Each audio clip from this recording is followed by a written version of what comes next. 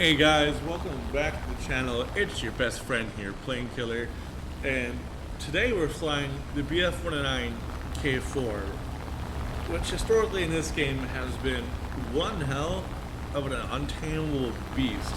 Every YouTube video I've seen on this aircraft throughout my entire career in this game has been basically talking about how this plane is an amazing aircraft, but it's really hard to master. And in that respect, it kind of reminds me of the TAW 152H. And they don't fly similarly, but at the same time they do. They just feel extremely off. But not in a bad way. They're just really different to what you typically find in previous generations of aircraft. For example, this BF-109, albeit my left elevator just got demolished. This 109 is actually extremely stiff. You really want to play it more like a Dora than your typical 109, like the G10, G14, G6, and G2. You can dogfight a lot more readily in those aircraft than you can this thing. This thing really does stick to the motto of booming and zooming. And the way it dogfights, it's very slow and methodical. The more aggressive you are in these dogfights, the less success you're going to have with this aircraft. Remember that.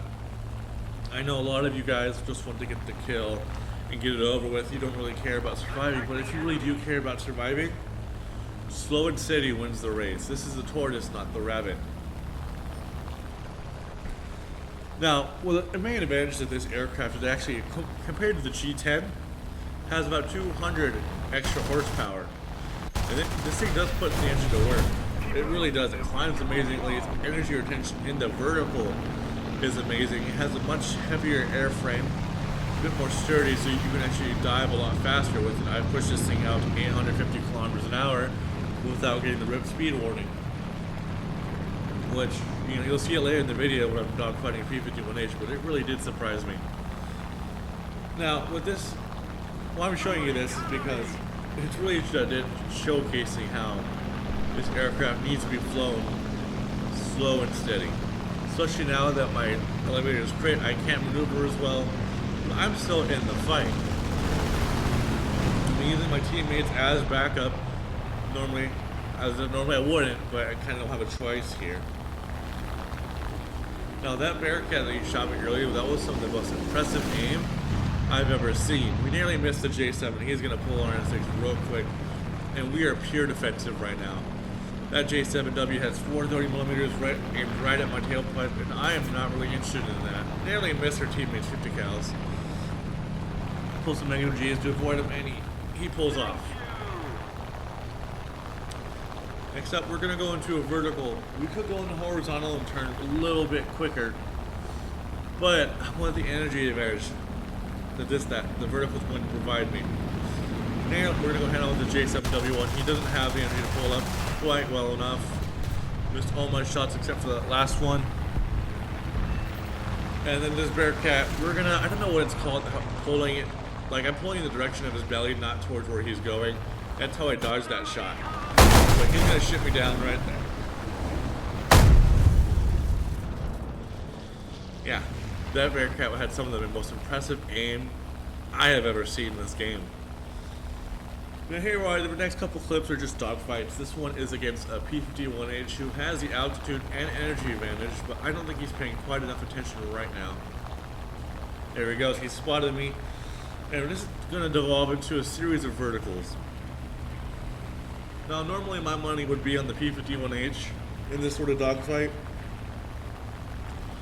But I think it's just the altitude that we're at where the K4 kind of can close the performance gap, because that P-51H, the airframe and the engine combination are absolutely insane. I'd almost take it over the Mark 24 Spitfire, and I'm not even joking.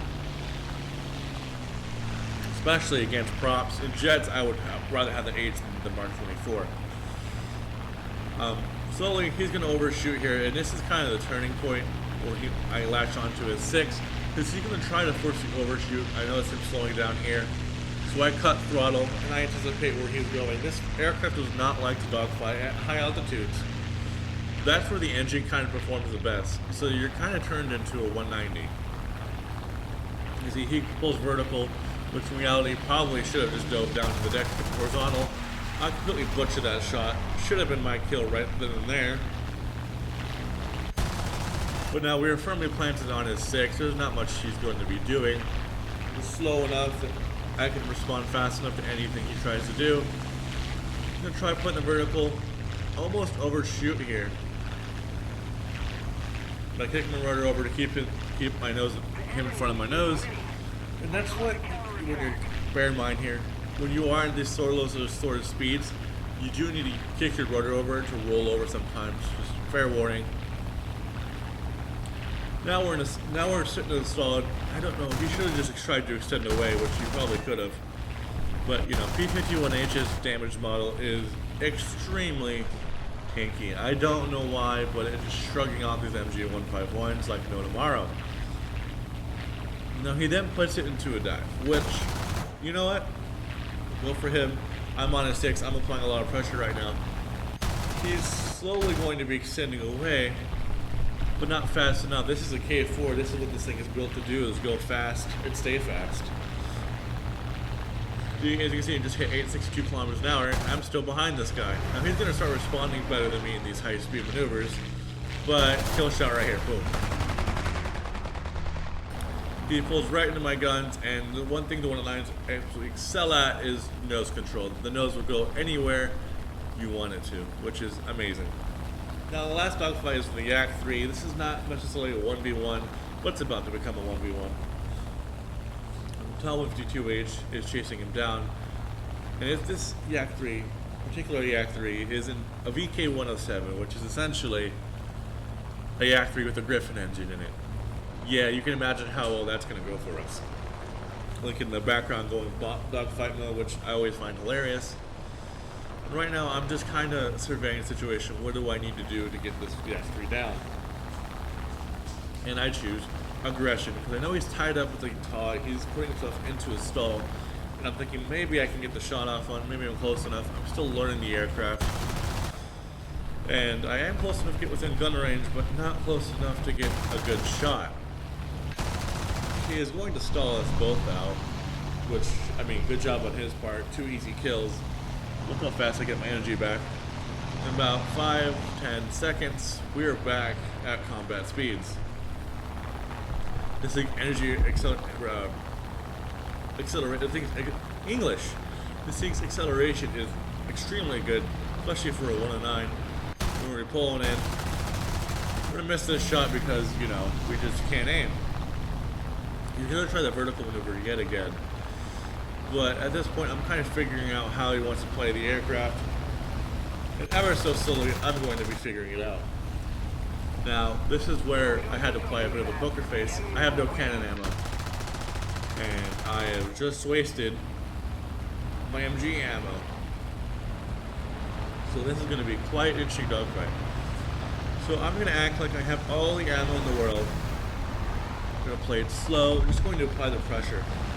G10 for some reason decides not to pay attention. And my goal at this point actually is to ram him. He's crit, his engine is smoking, he's not doing too hot, so I guarantee you I can close the gap in the performance real quick here. As you can see right now in the vertical, I'm catching him. He puts himself into a snap roll to get me to overshoot. And that was my first inclination. This guy is using a joystick and a VR headset, which realistic is quite insane. I think I should try that. Maybe make it a little harder. But here he goes again. He's about to put it into another snap roll.